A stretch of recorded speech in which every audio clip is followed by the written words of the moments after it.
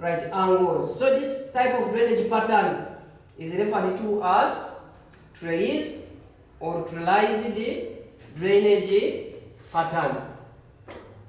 So you will also be checking the map whether that drainage pattern is there. Identify the drainage pattern that you have seen in any map extract. Either you have seen a dendritic one, a centripetal drainage pattern, either radial drainage pattern, parallel drainage pattern, or any other drainage pattern as discussed already. So that one will help you to tell which drainage pattern is found in the area we have studied. Clear? Yes. Any other thing?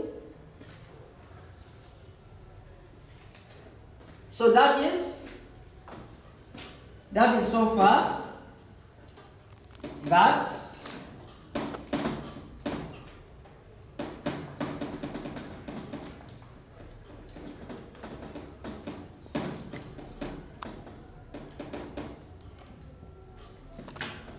yes, nice time.